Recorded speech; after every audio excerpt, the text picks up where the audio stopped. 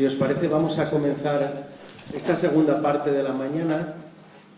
En la primera parte hemos hablado de la parte más, digamos, geopolítica y también biopolítica del tema, todas las consecuencias que tiene la inteligencia artificial y qué marco institucional se da en este tema.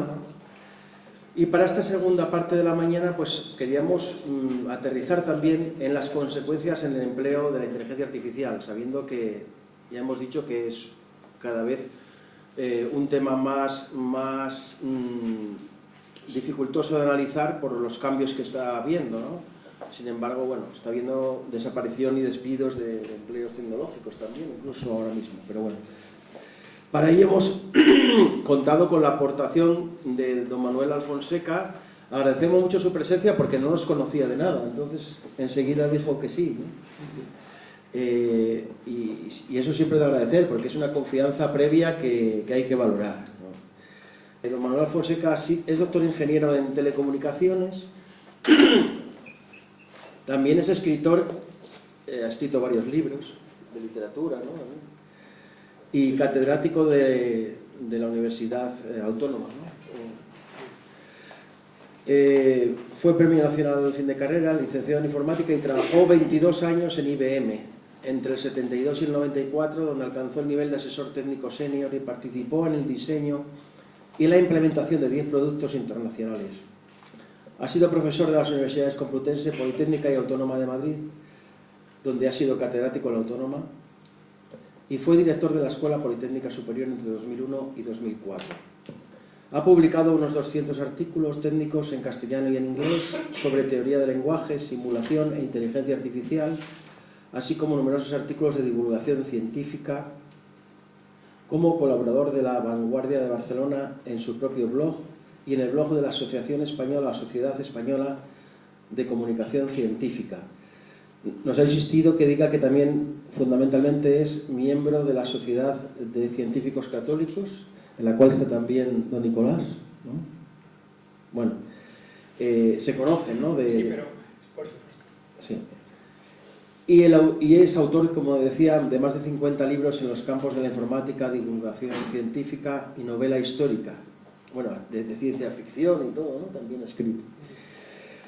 Y yo creo que con esta presentación yo creo que vale ya. Él nos va a introducir en este tema de cómo ve todo este impacto en el empleo de la inteligencia artificial y nada más dejarle que él hable. Muchas gracias por estar aquí. Muchas gracias.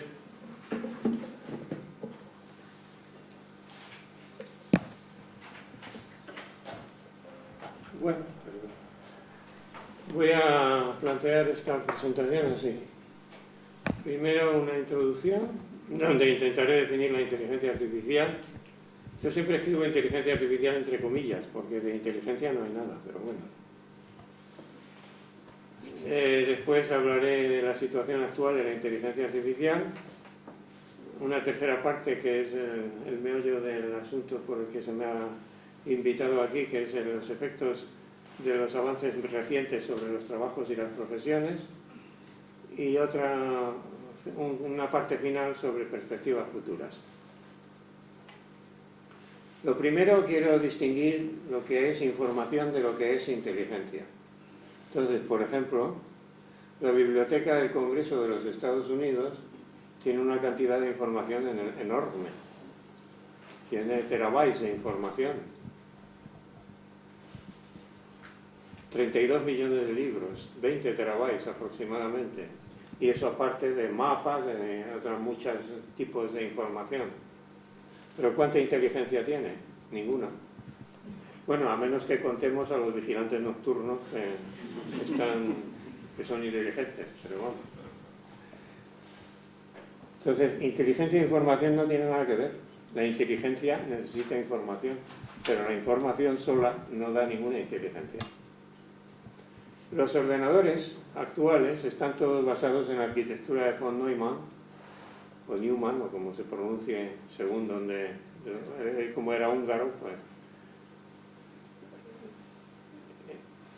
Entonces están formados por una unidad de proceso que ejecuta instrucciones y por una memoria que contiene información o datos.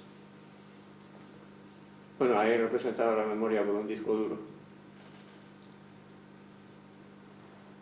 Y un programa o algoritmo que actúa sobre los datos, sobre la información. ¿Dónde está aquí la inteligencia? En una computadora la información está en la memoria, obviamente. Pero la inteligencia está en el programador del programa, no en el programa. El programa no es más que una serie de instrucciones que se ejecutan una detrás de otra haciendo lo que le han dicho que haga. Eso no es inteligente. Entonces, el término inteligencia artificial lo inventó John McCarthy en un seminario de una serie de personas que trabajaban en ordenadores en los años 50, 1956, en el seminario tuvo lugar en el Dartmouth College en Estados Unidos, en Connecticut. Y se define, o lo definieron, como el proceso de información simbólica por medios heurísticos. ¿Y eso qué quiere decir? ¿Qué es la heurística? Pues se puede definir en informática, porque hay otras definiciones en filosofía, pero en informática, la heurística es esto: una técnica diseñada para resolver un problema cuando se ignora si la solución es correcta, pero que usualmente produce un resultado suficientemente bueno. Por ejemplo, voy a poner un ejemplo muy sencillo. El problema del viajante de comercio es un problema que es uno de los más duros que existen para resolver. Es un problema que se llama NP completo y que no se puede resolver en tiempo polinómico. Hay que resolverlo en tiempo exponencial, en función del número de puntos que hay que recorrer. Obviamente, un problema del viajante de comercio con 2 o 3 o 4 puntos se resuelve fácilmente, pero si tiene 200 puntos ya no es lo mismo, ¿no? Entonces, es que el tiempo para resolver ese problema pues crece exponencialmente con el número de puntos que hay que visitar. Y es un problema que tiene aplicaciones prácticas importantes, como dice su nombre.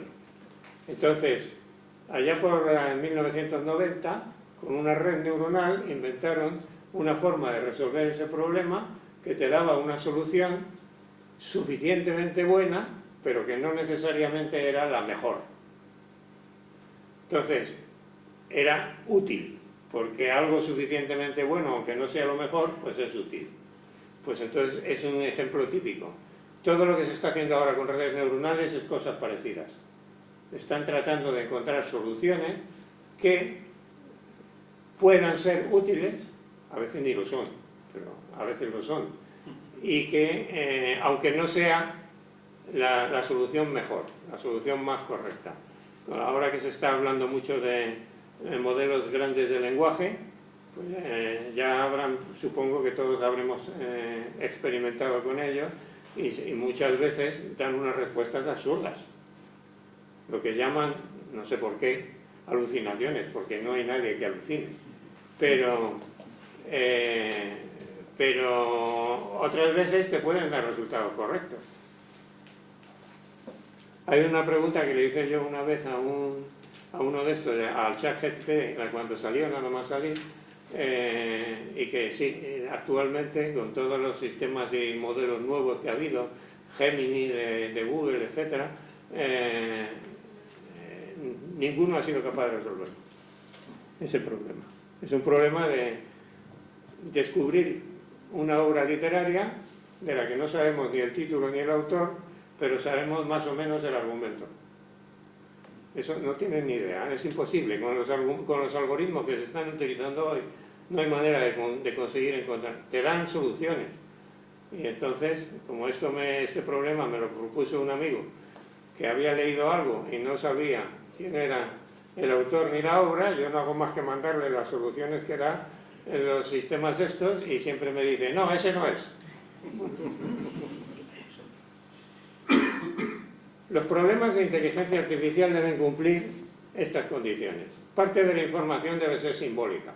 Un problema en que todo sea números, como unas nóminas o tal, eso no es inteligencia artificial y eso está clarísimo. Esos son los que más se usan hoy día. El espacio de configuración debe ser extenso. Esto es lo que dije de que un problema debe tener muchas soluciones posibles, de las cuales unas son mejores, otras son peores y otras son malísimas. Que existan reglas heurísticas que eviten la explosión combinatoria. Cuando el espacio de configuración es muy extenso, quiere decir que se produce una explosión combinatoria, que es lo que pasa con el problema del viajante de comercio. Si tienes 4 ciudades a visitar, resuelves el problema de la forma óptima porque miras todas las soluciones posibles, pero si son 200, ha habido una explosión combinatoria. El número de soluciones ha crecido exponencialmente. Pero que haya reglas heurísticas que eviten la explosión y que esas reglas se extraigan de la experiencia, por aprendizaje. Bueno, pues hay 2 tipos de inteligencia artificial, entre comillas. La inteligencia artificial débil, que es la que tenemos. Es lo que sabemos hacer con un ordenador. Esta es una definición que propuso alguien hace 40 años, pero que sigue siendo válida. Todo lo que sabemos hacer con un ordenador es inteligencia artificial débil. Y luego está, parece inteligente, pero no piensa. Y luego está la inteligencia artificial fuerte, que no existe. Por eso siempre pongo inteligencia artificial entre comillas, que serían máquinas tan inteligentes como el hombre, o máquinas más inteligentes que el hombre, superinteligentes, que se llaman. Y eso yo publiqué con otros 5 autores más un artículo, el penúltimo artículo que he publicado, y que se ha convertido ahora en el 4.º artículo más citado de los míos, demostrando que es imposible controlar una superinteligencia si fuera posible construirla. Bien, esa es la introducción. Pasamos a la situación actual. Estas son los principales campos de aplicación de la inteligencia artificial débil. Este enunciado no lo cubre todo, hay más cosas, pero además de estas cosas de aquí, solo voy a fijarme en una. Bueno, un poquito de otra también, pero principalmente una.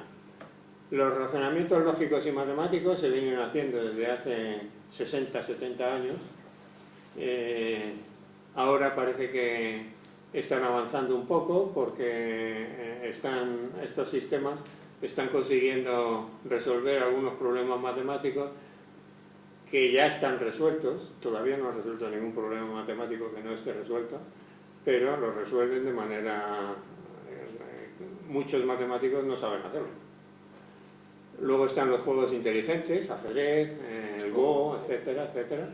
Eso está esencialmente resuelto el problema. Luego el proceso de lenguaje natural, que vamos a hablar más aquí. Los sistemas de inteligencia artificial generativa. También le daré una transparencia. Y la identificación de imágenes también diré algo. El proceso de la palabra, o sea, lenguaje natural.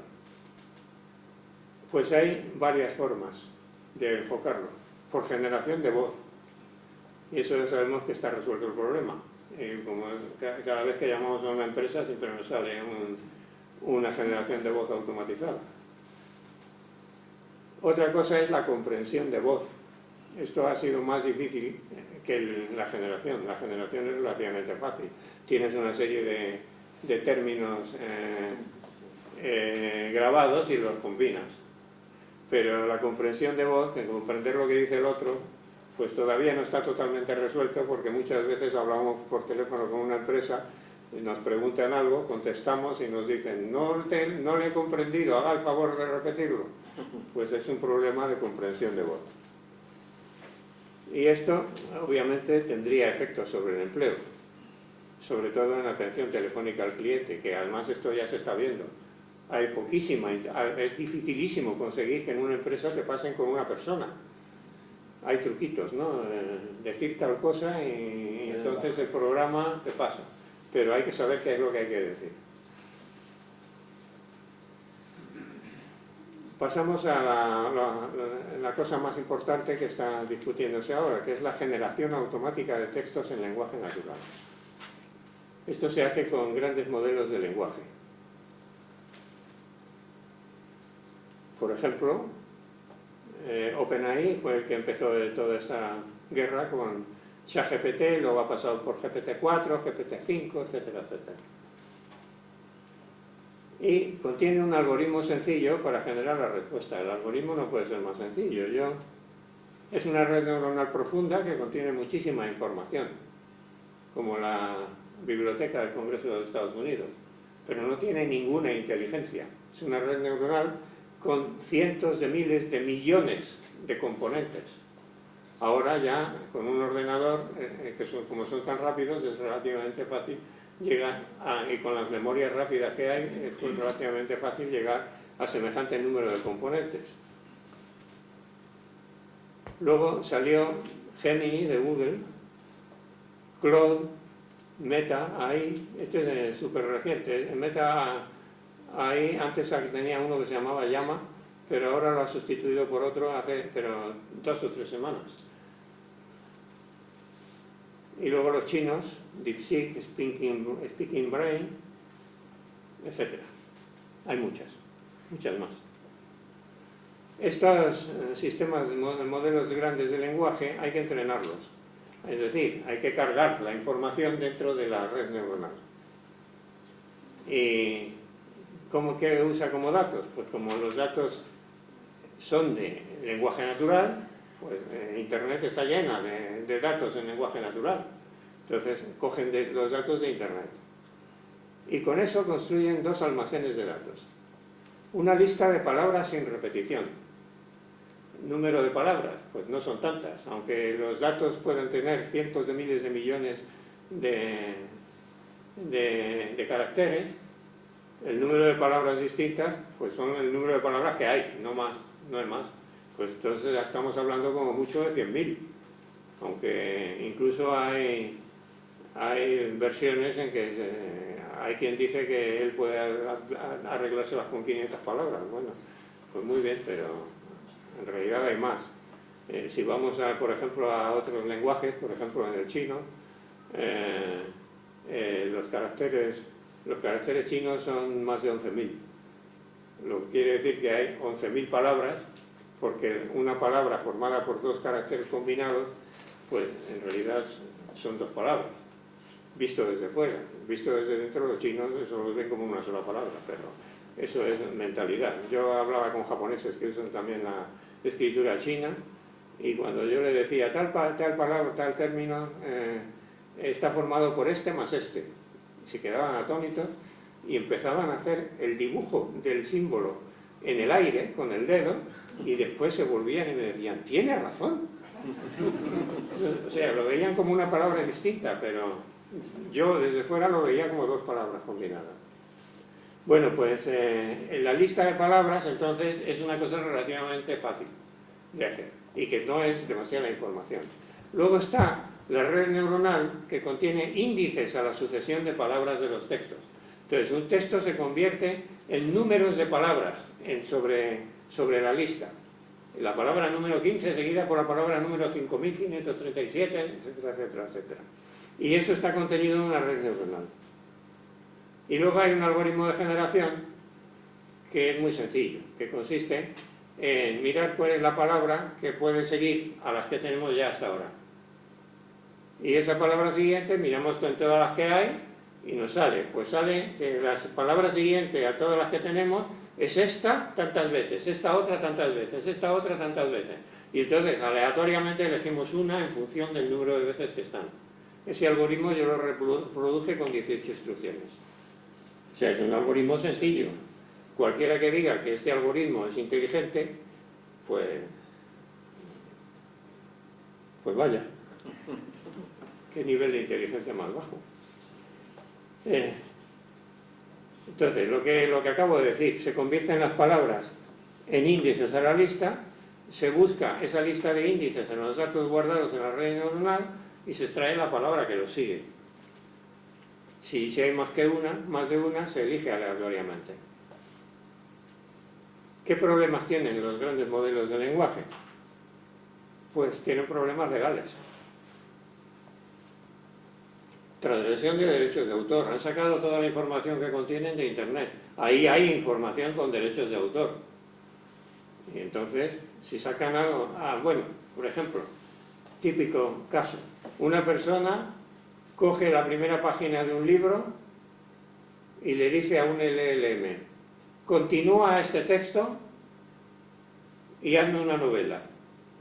Y le ha dado la primera página de la novela. Hombre, lo más probable es que lo siguiente a esa primera página sea la segunda, y luego la tercera, y luego la cuarta, y le dé la novela entera. Y si esa novela tiene derechos de autor, el sistema le ha dado a un usuario un libro que tiene derechos de autor gratis. Eso es un problema. Y es una forma muy sencilla. Las empresas que hacen esto dicen que la culpa es del usuario, no de ellos. Pero bueno, esto está llevando a juicios. En Estados Unidos, sobre todo, que son muy sensibles a los derechos de autor. Esto ocurre no solo con generación de textos, sino con generación de imágenes. Una imagen, cuando se le pide a un generador de imágenes una imagen que tenga tal cosa y tal otra, te saca cosas basadas en imágenes que existen en Internet. Entonces, eso puede tener derechos de autor o no. Como he dicho, hay varios proyectos en marcha. También hay problemas ambientales, porque todos estos elementos gastan una cantidad de agua, sobre todo para enfriar, y una cantidad de energía que están calculando. Algunos sitios han molestado en calcular que todas estas máquinas que están dando servicio a todo el mundo con estos sistemas gastan más energía, por ejemplo, que Irlanda, todo el país de Irlanda, o gastan más agua que... Todos esos son problemas ambientales. Estamos estropeando, digamos, más, provocando que se acaben los recursos energéticos, los recursos hidráulicos, etcétera, etcétera. Otros problemas. Generación de textos cuestionables. Estos programas, no hay nadie detrás que piense, y no hay nadie detrás que calcule qué efecto pueden tener los textos que están generando con este algoritmo. Entonces, por ejemplo, ha habido quien ha pedido a uno de estos sistemas un plan para destruir a la humanidad, y se lo han dado. Otra cosa es que sea factible, pero se lo han dado. Explícame cómo puedo suicidarme. Esto también se ha hecho. Genérame un tuit para animar a conducir borracho. Bueno, ¿cómo se puede evitar estas cosas? Pues poner controles para que si alguien hace una pregunta de este tipo, el sistema, al principio, porque estos sistemas empiezan con una interfaz de usuario, luego ya se le mandan al LLM propiamente dicho. En la interfaz de usuario podríamos analizar la pregunta y decir, si es una de las preguntas cuestionables, pues se corta, no se responde a eso. ¿Cuántas preguntas cuestionables hay, potencialmente? Yo diría que casi infinitas, ¿no? ¿Es posible calcularlas todas? ¿Predecirlas todas? Pues no. Pero a pesar de todo se ponen controles para rechazar estos textos. Y entonces resulta que ya han encontrado soluciones para meterse a pesar de los controles, que es lo que se llama prompt injection, que es hacer la pregunta de tal manera que lo que le interesa saber, explícame cómo puedo suicidarme, esté escondido entre otras cosas, de manera que no lo detecten los controles, pero que el programa conteste a lo que se quiere que conteste. Esto es una lucha sin fin, esto no tiene salida. Siempre que se nos ocurre algo para impedir que se utilice mal una herramienta, a alguien se le ocurrirá alguna forma de evitar ese control y de utilizar la herramienta mal de otra manera. Más problemas en los LLM. Cuando se introduzcan en herramientas de ayuda a la decisión, pues los hackers podrían manipularlas para extraer información o dirigir al usuario a direcciones de Internet peligrosas. Los hackers, esto es otra lucha sin fin también. Los que intentan aprovecharse de los demás para sacar beneficios propios. Todos los algoritmos tienen puntos débiles que los hackers pueden aprovechar. Ya estamos hartos desde hace 30 años que se ha puesto en marcha Internet de que bueno, de que la lucha contra los virus, los ataques de diversos tipos es permanente. Se acaba una forma y empieza otra. Otro problema, se nos va a degradar Internet, porque resulta que los modelos de inteligencia artificial generativa crean contenidos y esos contenidos entran en Internet y los modelos se retroalimentan con ellos. Si esos contenidos contienen información falsa, pues entonces se está degradando Internet. No es que Internet no estuviera ya degradada porque pensáramos que no contenía información falsa, contenía mucha, pero cada vez va a contener más si seguimos por este camino. Entonces, Amazon, por ejemplo, ha impuesto un límite. Amazon permite publicar libros. Ha puesto un límite de que una persona no puede publicar más de 30 libros al día. Yo creo que ese límite es un error. El límite debería ser, como mucho, 3 libros al mes. Que ya está bien, pero que algunos autores, no sé si Lope de Vega lo cumpliría, pues sí que pueden llegar a ese límite. Pero 30 libros al día, esto es absurdo. Son más de 10.000 libros al año. Cuando surgieron los LLM, empezaron en todos los medios a anunciar el fin del buscador de Google. Se acabó el buscador de Google. Ya no vamos a buscar así, vamos a buscar a través de los LLM. Afortunadamente, bueno, yo al principio pensé que el problema con los LLMs es que te dan una información y no te dicen de dónde viene. Es otro problema. Porque están generando con un algoritmo que no sabe de dónde, por qué esta palabra la ha puesto. Ha puesto porque está en algún sitio detrás de las anteriores. El buscador de Google yo lo uso para buscar información. Y quiero saber de dónde viene la información que me da, y eso es lo que me daba el buscador. Me daba una serie de enlaces a sitios donde hay información. Entonces, dijeron que ya no íbamos a buscar así, sino con los LLMs. ¿Qué hizo Google? Pues hizo una cosa que era una solución muy buena. Que, por cierto, el autor de esa solución es el equipo de mi hijo, que trabajaba en Google en ese momento. Poner al principio una contestación a la pregunta que haces con un sistema de inteligencia artificial que no es un LLM, sino que está utilizando otro sistema distinto de los LLMs que en vez de generar palabras, lo que hace es buscar trozos, buscar frases. Y esas frases tiene información de dónde las ha sacado. Y entonces, por eso, en la contestación, te aparece de vez en cuando un enlace para ir al sitio de donde viene la información que procede. O sea, justamente es lo que necesitaba una persona que quiera combinar las dos cosas, el buscador. Luego, eso no es el fin del buscador de Google. El buscador de Google continúa, mejorado. Esta es una solución que algunas búsquedas envían. Lo he puesto aquí un LLM, pero en realidad es otro algoritmo distinto que permite saber de dónde viene. Y además añaden un aviso al final que dice: las respuestas de la inteligencia artificial pueden contener errores. Está muy bien, es verdad. Bueno, ¿qué son los sistemas de inteligencia artificial generativa? Pues no es más que esto.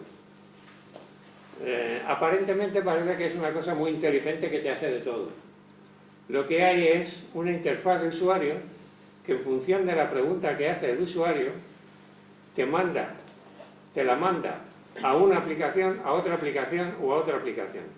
Entonces, estos sistemas tienen dentro un generador de textos, un LLM, un traductor automático, porque algunas preguntas son: tradúceme este texto.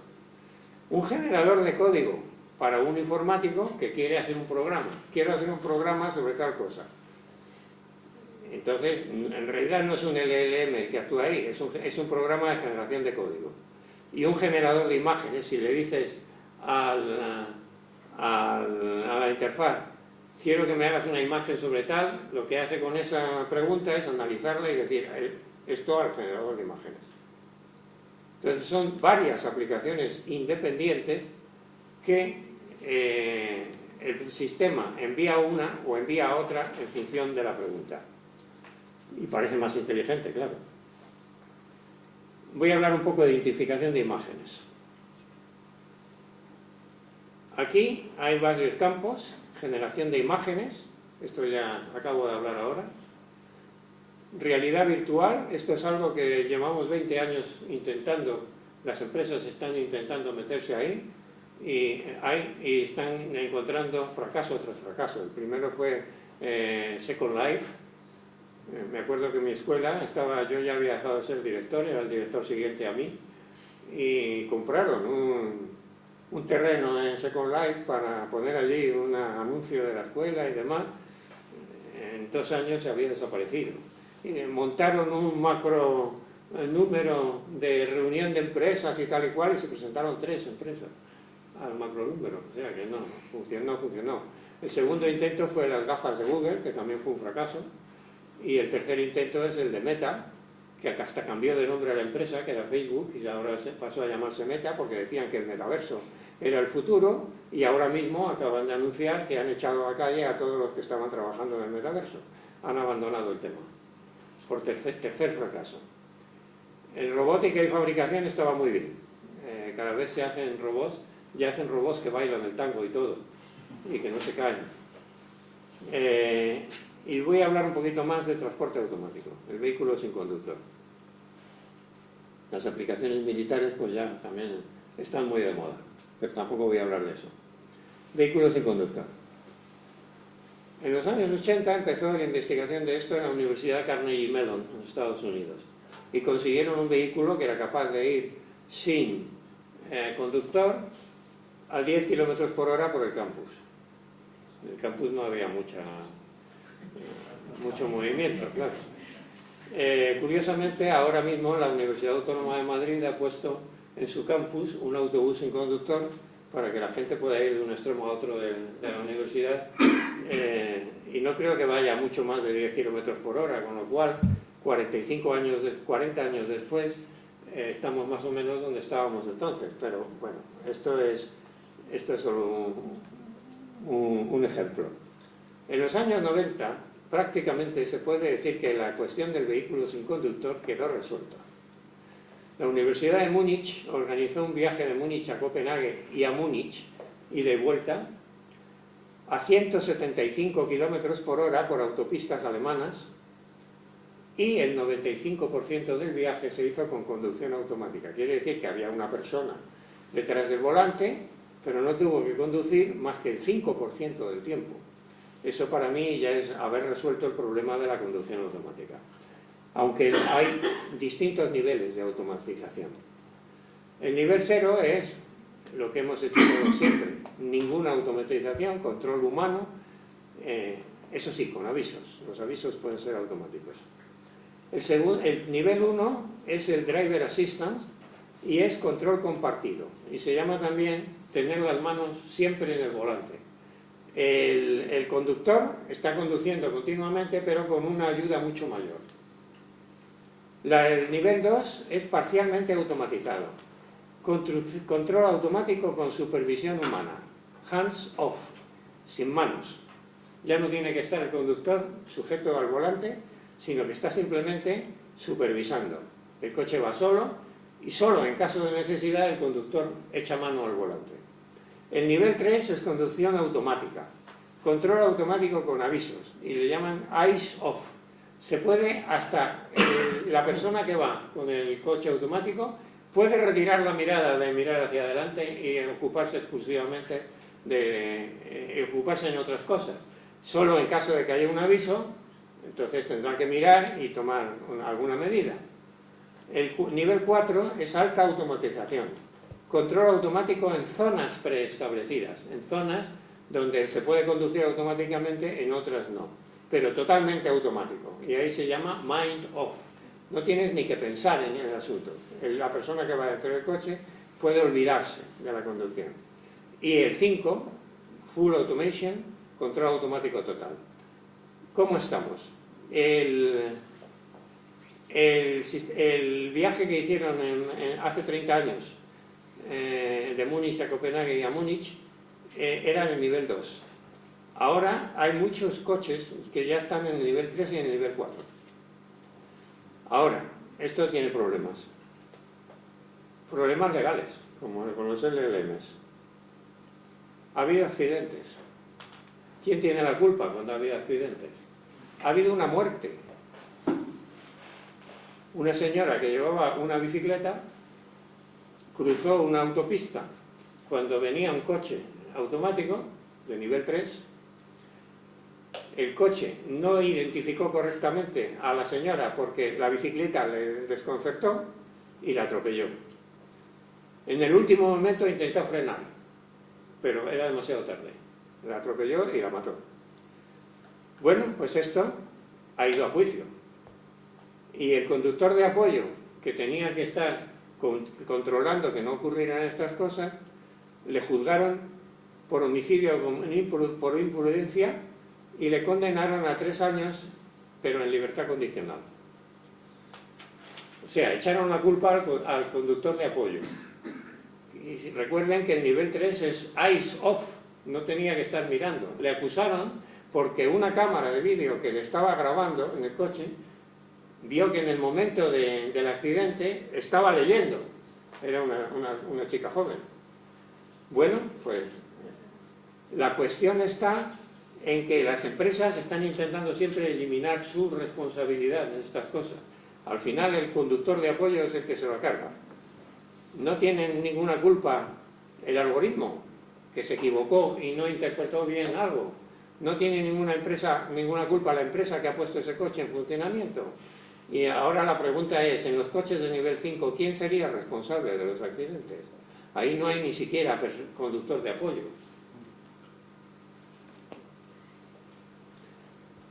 Las herramientas no son buenas ni malas. Lo que es bueno o malo es el uso que se haga de ellas. Un martillo lo puedo usar para colgar eso que está ahí. O lo puedo usar como lo usó una persona para intentar romper a martillazos la piedad de Miguel Ángel. ¿El martillo es bueno o es malo? No es ni bueno ni malo. El bueno o malo es el uso que se haga de él. Bueno, cualquier herramienta puede usarse mal. Bueno, a una bomba atómica, si se usa para destruir una ciudad, pues no nos gusta, no nos parece muy justificable.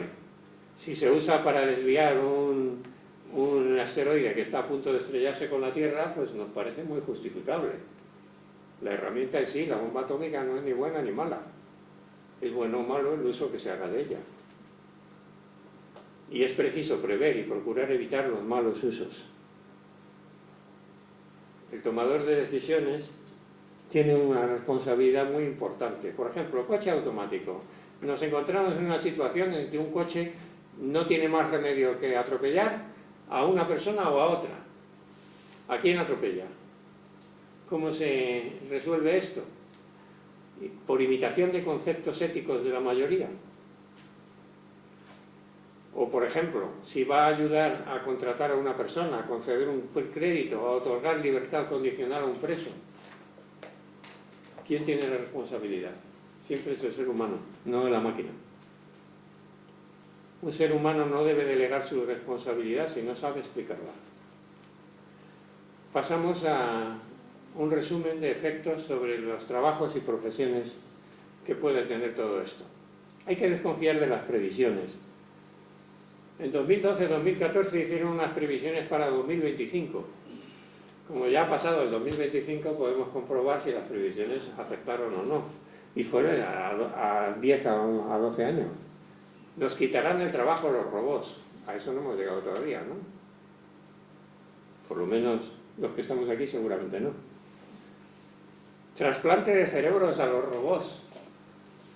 No, esto nada, pero es que además no ahora, sino dentro de un montón de años tampoco. En 2016 hicieron unas previsiones para 2030. Ahí no podemos decir que no se vaya a cumplir porque todavía quedan 4 años. Pero verán las previsiones. Las casas hablarán. Los niños tendrán un tutor robótico.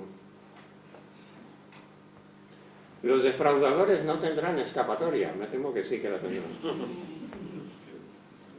Los coches conducirán mejor que nosotros. Esta es la única que quizá para el 2030 llegue a hacerse, aunque no lo veo todavía tan seguro. Bien, ¿cómo nos va a afectar la inteligencia artificial? Nos va a hacer aumentar la productividad. Es lo que ha hecho siempre la informática. Es que lo que llaman inteligencia artificial muchas veces es informática, no es inteligencia artificial. En una revista publicaron, en un periódico, un artículo diciendo un basurero con inteligencia artificial, un cubo de basura con inteligencia artificial. Tiene un enchufe para que puedas cargar la batería de tu móvil y tiene un wifi para que puedas conectarte a internet. Eso es inteligencia artificial, caramba. Eso es informática. Automatización. Las fábricas se van a automatizar mucho más con la robótica. Aparecerán nuevas profesiones y desaparecerán otras. Pero eso ha ocurrido siempre. En los años 70 yo me acuerdo que todo el mundo decía que la informática iba a provocar un paro tremendo, porque se iba a quedar la gente sin trabajo. La gente que trabajaba en los bancos decía eso. Sigue trabajando la gente en los bancos, ¿no? Habrá impacto en la sostenibilidad. Bien, aumento de la productividad. Tendremos nuevas herramientas para profesiones clásicas. Medicina. En medicina va a haber muchísimos impactos de las nuevas herramientas, sobre todo de proceso de imágenes y cosas de esas. Biotecnología, por supuesto. En educación, está cambiando la forma en que se está enfocando la educación, aunque en algunos países están empezando a decir que prohibir que haya ordenadores en las aulas, o móviles. No sé si es la solución mejor, o si es aprovecharlos. El problema es que ahora mismo hay muchos educadores que no saben cómo aprovechar los medios nuevos que tienen.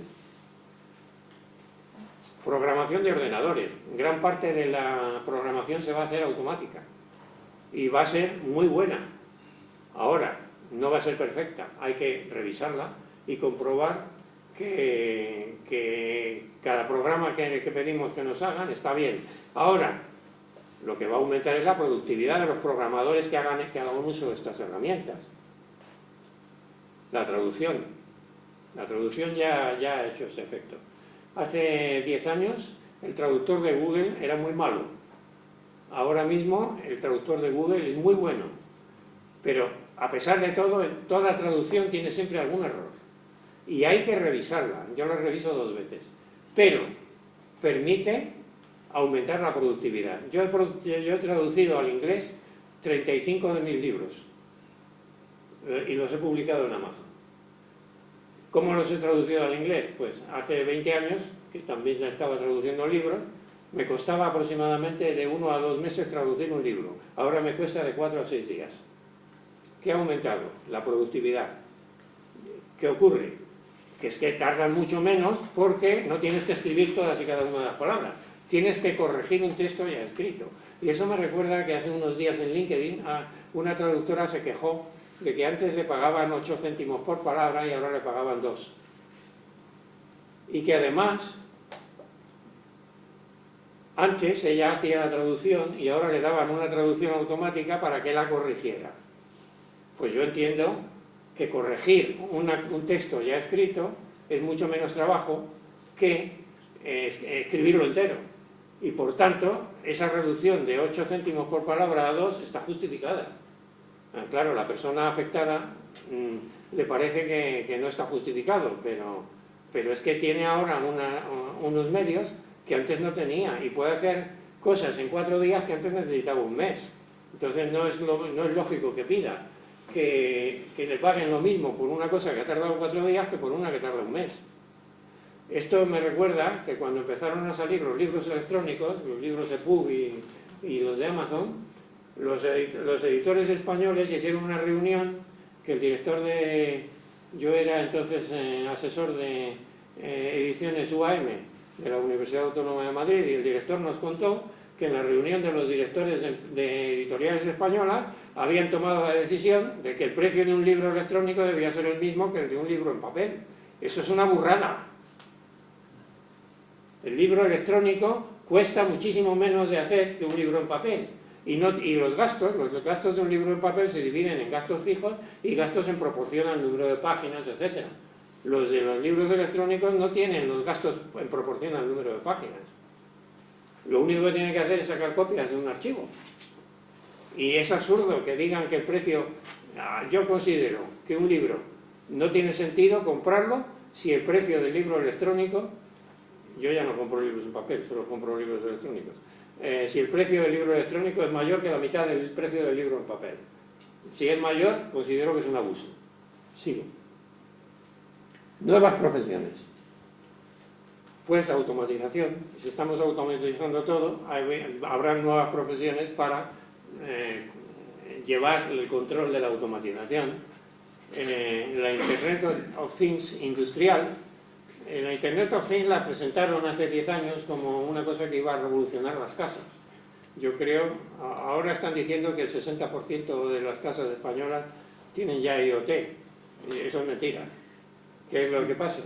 Que si tienes una entrada en tu casa con el móvil, eso no es IoT, caramba. Eso es una aplicación electrónica trivial. Si cuentan todo eso, pues sí, claro, sale mucho, pero es que ahí ha habido un fracaso. No se han podido meter en las casas. Eso que decían de que iban a tener frigoríficos inteligentes, que cuando faltaban huevos hacían el pedido, eso no ha salido, ni mucho menos. Pero en la empresa sí, en las empresas de fabricación tiene mucho sentido. Diseño de herramientas de inteligencia artificial. Esto es un campo nuevo que se abre y que va a tener... quizá no tantos empleados como antes, pero va a dar una nueva profesión. Ciberseguridad, esto cada vez es más importante. Arquitectos de Big Data, desarrollo del metaverso, a ver si a la cuarta va la vencida. Blockchain y criptomonedas, todas estas son profesiones nuevas que pueden surgir.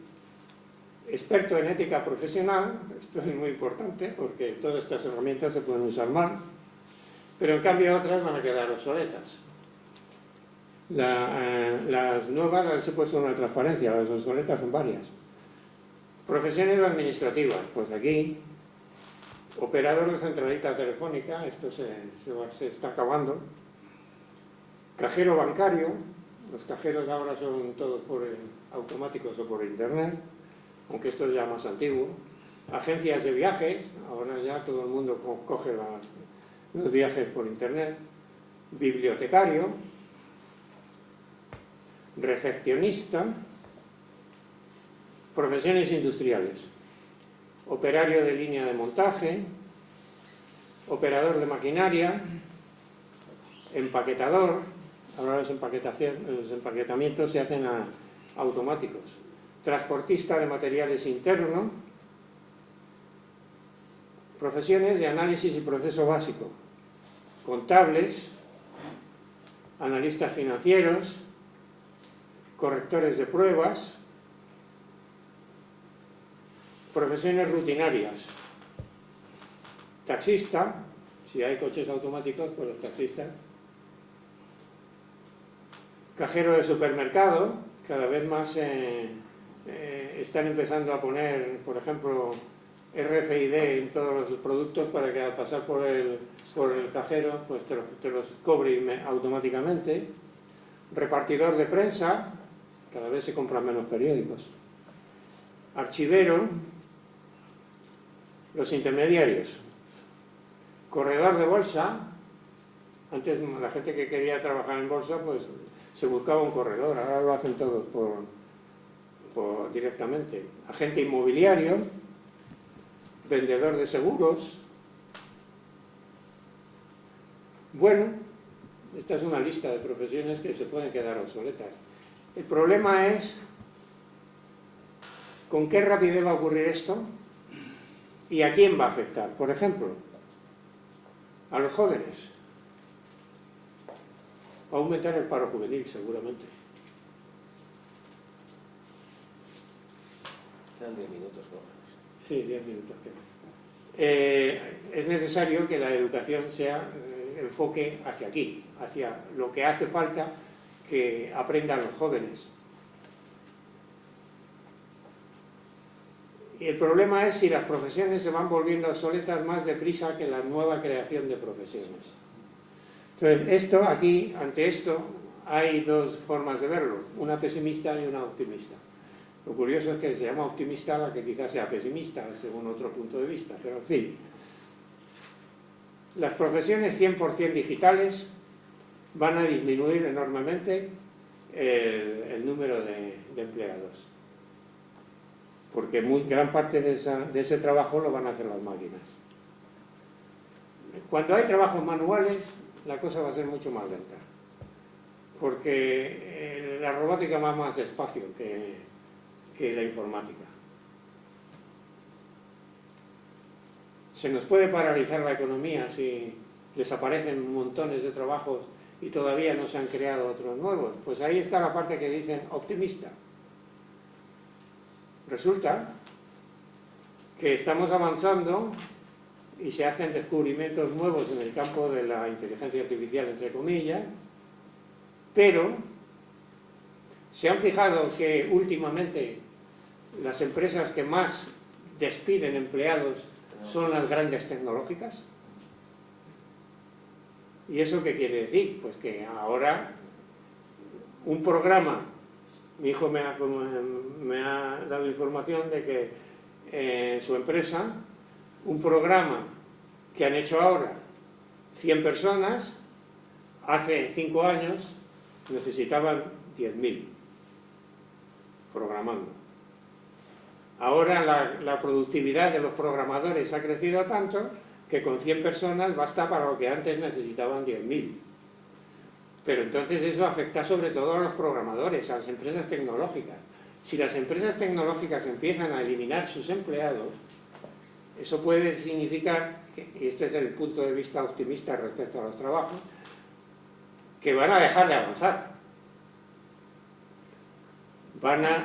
Porque cuando hay muchos trabajadores, hay más gente con ideas que pueden crear nuevos caminos a seguir, y si disminuyen al mínimo posible, a lo mejor dejan de venir ideas nuevas. Entonces se para la evolución y entonces optimismo. No avanza la cosa tan deprisa y con lo cual la pérdida de trabajos va a ser más lenta de lo que se preveía y el aumento de trabajos va a ser más rápido de lo que se preveía, porque eso es lo que digo yo que es la visión optimista. La visión optimista es pesimista para las empresas tecnológicas y a lo mejor se evita que se paralice la economía.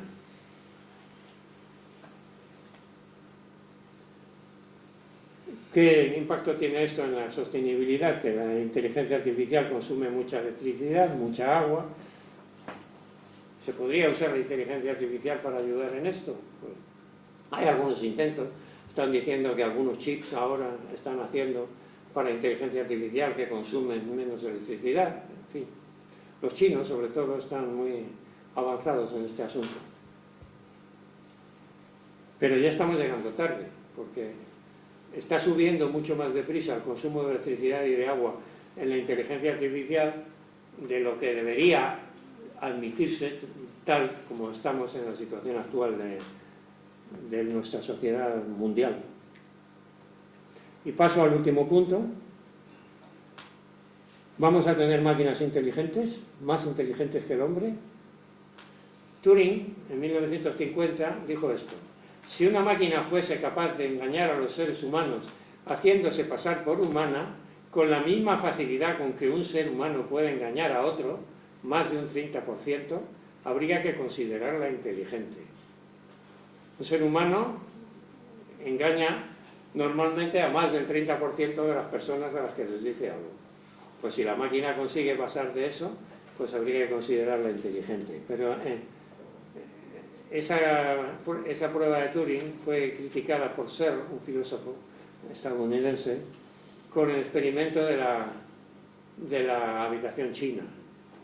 Es un experimento muy conocido que consiste en que Searle hablaba de sí mismo. Yo me meto en una habitación y tengo un algoritmo que una persona afuera me escribe con una máquina que me escribe en chino, pero yo tengo un algoritmo que me permite recorrer tal y escribir la respuesta y escribirla. Y el de fuera se cree que yo sé chino, pero yo no sé chino. He escrito una cosa simplemente siguiendo unas instrucciones y haciendo, que es lo que hacen las máquinas, ¿no?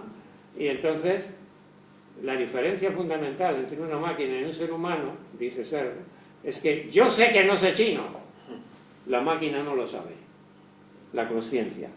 Y la conciencia no la detecta la prueba de Turing.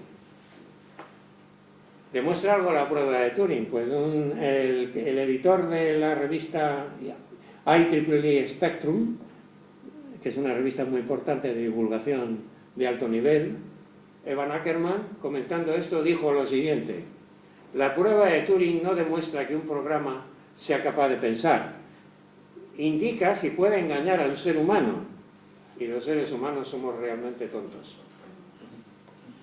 Ha salido por ahí en la prensa un montón de gente, algunos incluso altos cargos de Google, diciendo que estos programas eran ya conscientes. Y le echaron, por cierto, al que dijo eso, un alto cargo de Google. Le echaron por decir eso.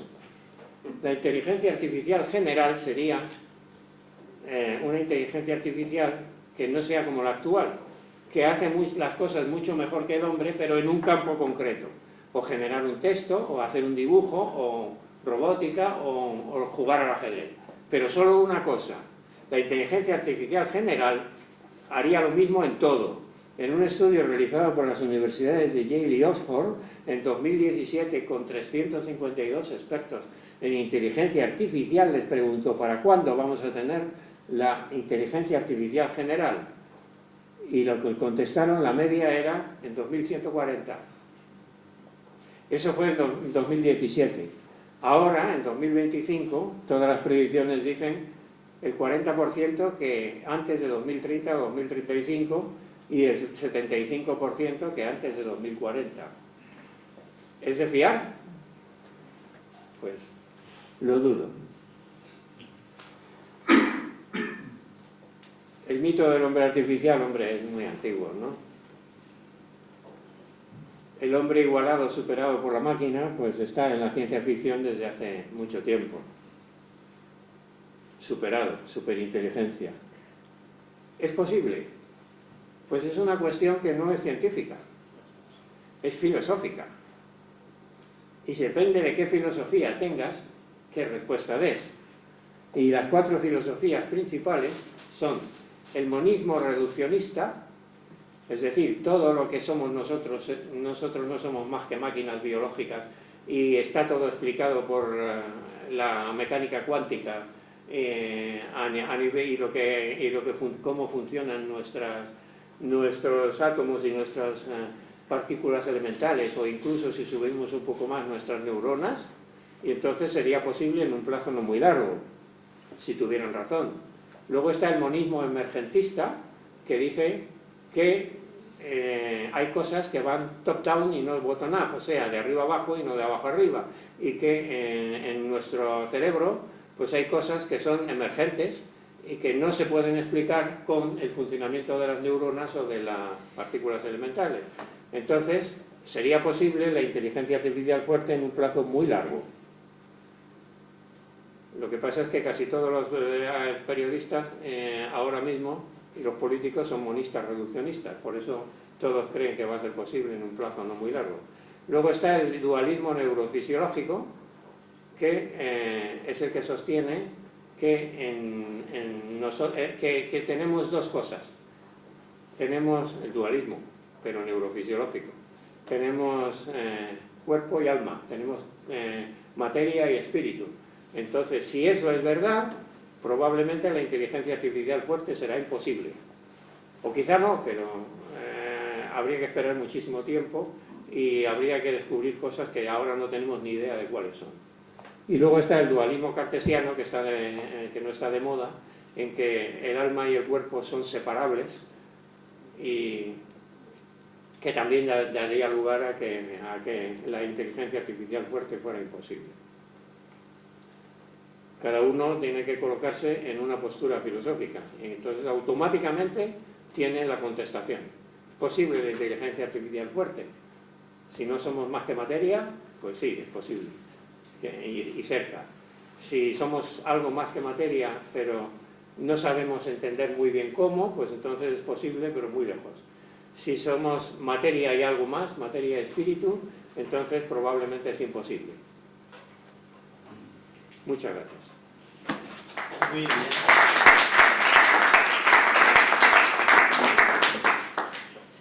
Muchas gracias, Manuel.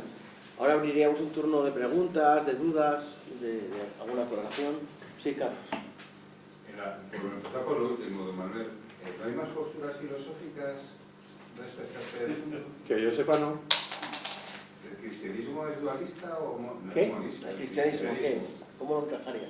¿El cristianismo cómo lo encajaría ahí? Vamos a ver. El cristianismo durante un tiempo fue cartesiano, dualismo cartesiano. El dualismo cartesiano no está de moda. La separación del alma y del cuerpo no está de moda. Entonces, yo como cristiano soy dualista neurofisiológico. Y eso, el nombre se lo puso Eccles. Eccles es un premio Nobel neurofisiólogo australiano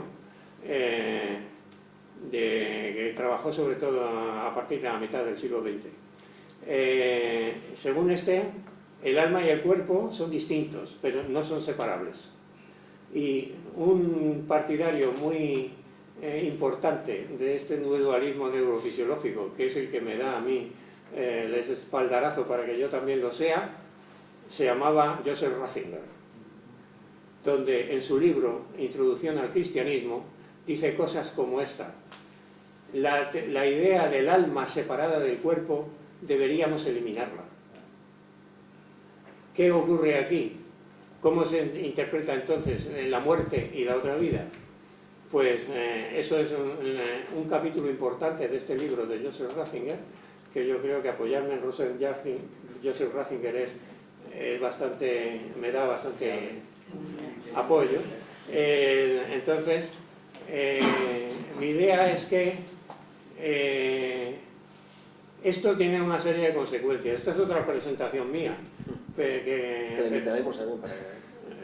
que si se lo pueden hacer ustedes afuera en un campo que no sea católico, no lo haría.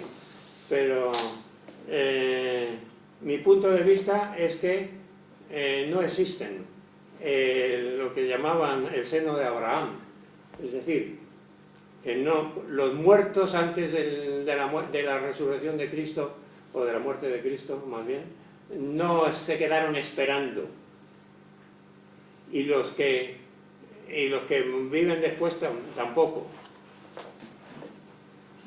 Cristo muere, desciende al infierno. Esto está en el credo desde el principio, en el credo de los apóstoles. ¿Qué quiere decir que Cristo desciende al infierno? El infierno es el mundo de los muertos, el Hades. Cuando Cristo muere y desciende al infierno, agarra a todos los muertos fuera del tiempo y se los lleva a la otra vida. Luego nadie se ha quedado esperando, porque el tiempo es una parte del universo, es una propiedad del universo. Y entonces Cristo, al morir, queda fuera del universo y puede coger a todos los muertos y llevarlos a la otra vida. La otra vida, que no sabemos dónde está, pero que no está en este universo y por tanto no está en este tiempo. Por tanto, uno que muere hoy no se queda esperando a la segunda venida de Cristo, sino que Cristo ya se lo ha llevado hoy a la otra vida y a la resurrección de la carne. Que la resurrección de la carne, como dice Ratzinger, no significa el cuerpo, significa la persona. La carne, si la miras en los términos iniciales, en los términos hebreos o griegos que se utilizaban a la escritura del Antiguo y del Nuevo Testamento, significa la persona, no el cuerpo. porque ellos no tenían la idea del cuerpo y el alma. Lo que nosotros traducimos como el alma en el Antiguo Testamento en realidad significaba vida. Cuando dice, por ejemplo, esto es del Nuevo Testamento, ¿de qué le sirve a un hombre ganar todo el mundo si pierde su vida? Y se refiere a la vida eterna, claro, a la otra vida. Y lo hemos visto traducido muchas veces como si pierde su alma. Bueno, pues eso es lo que me aclaró Ratzinger. Entonces, mi postura es dualismo neurofisiológico estilo de Eccles, no exactamente como decía Eccles, pero vamos, la idea. El cuerpo y el alma están indisolublemente unidos. Cuando muere un ser humano, desaparecen el cuerpo y el alma de este universo, pero el alma se la lleva a Cristo. Digo, Cristo se nos lleva enteros a la otra vida. Por eso he dicho que era la muerte de Cristo y no la resurrección. La resurrección fue después, en este universo. Después del descenso a los infiernos. De hecho, en el credo está así. El libro de Ratzinger, Introducción al Cristianismo, es un análisis del credo de los apóstoles, punto por punto. Y el capítulo en el que yo me he basado más es el creo en la resurrección de la carne. Sí. Yo quería preguntarte sobre las ideas transhumanistas y poshumanistas, Las ideas y ese transhumanistas. punto de singularidad que dicen que llegará el momento en que la inteligencia artificial que sea equivalente. Ya nos has dicho que no crees en la inteligencia artificial y que nunca superará la natural, ¿no? Pero bueno, eso está ahí. Todos los seguidores del Silicon Valley están locos con esa idea, ¿no? Es un error muy típico. Es un error basado en... es un error matemático, en realidad. ¿Por qué? Porque todos... y es tan típico como, por ejemplo, en los años 70, en el Club de Roma hizo la previsión de que para el 2020 habría explotado todo porque el aumento de población habría salido de todos los límites aguantables. 50 años, de 1970 a 2020. ¿Ha ocurrido? No. ¿Qué es? Los procesos que ocurren en la realidad aparentemente son exponenciales al principio, pero en realidad, si se siguen hasta el final, lo que siguen es la curva logística, que es esta. Entonces, el transhumanismo es una extrapolación de los aumentos de capacidad, por ejemplo, de las máquinas, que inicialmente seguían la ley de Moore. Gordon Moore, allá por 1967, propuso una ley de que cada 2 años y medio aproximadamente se duplicaban cierto número de variables y se dividían por 2 otras. Esto es un crecimiento exponencial. Es un crecimiento del tipo e elevado a x. Pero el mismo Gordon Moore, en 2003, en una conferencia que dio en la Academia de IBM, su título era «Los crecimientos exponenciales no existen». Y entonces él predijo que en 10 años su ley de Moore dejaría de aplicarse porque la primera mitad parece exponencial, pero la segunda mitad es simétrica con la primera. ¿Y qué ocurre? Que, por ejemplo, el crecimiento de la velocidad de los ordenadores se detuvo hace más de 15 años. Me parece 20, creo que son 20. Los ordenadores antes fueron siguiendo la ley de Moore y duplicando cada 2 o 3 años la velocidad. Hablaban de ordenadores a 100 MHz, 200 MHz, 400 MHz y llegaron a 3000 MHz y ahí se quedaron. Este ordenador tiene una CPU a 3000 MHz y ellos, como dicen que sigue aumentando la ley de Moore, porque en vez de poner una CPU ponen 2, ponen 4, ponen 8 y así van aumentando la velocidad aparente. En realidad lo que hacen es distribuir los programas entre varios ordenadores para que parezca que son todos más rápidos. Pero la ley de Moore ya se ha parado. Entonces, lo que hacen los transhumanistas es extrapolar la ley de Moore y decir, y llegaremos al infinito. Es absurdo.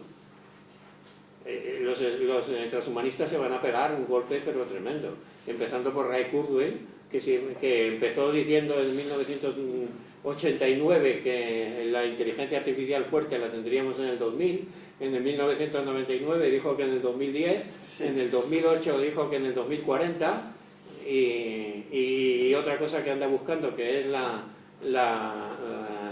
eliminación de la muerte. La nube, por la nube y todo eso.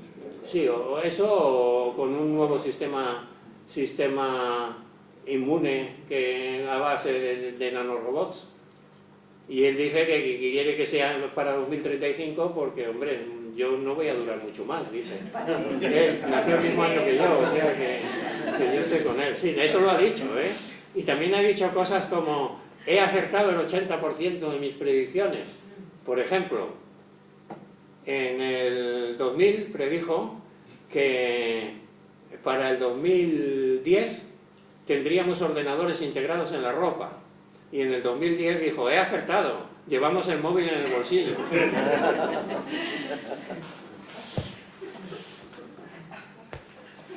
Sí, Alfonso. En ese sentido, a mí me sorprendió mucho Santo Tomás de Aquino. Santo Tomás de Aquino, que le sorprendió. Santo Tomás de Aquino, y la escolástica quizás esté más desprestigiada incluso que el cartesiano.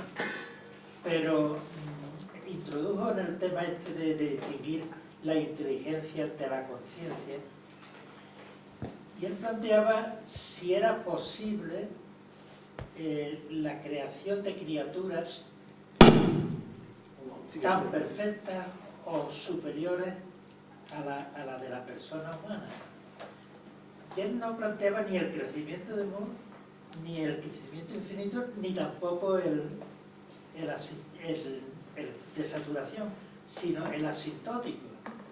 Eso me parece muy acertado, porque yo creo que, y soy optimista, que siempre el progreso se va a dar, se está dando desde la prehistoria y se va a seguir dando.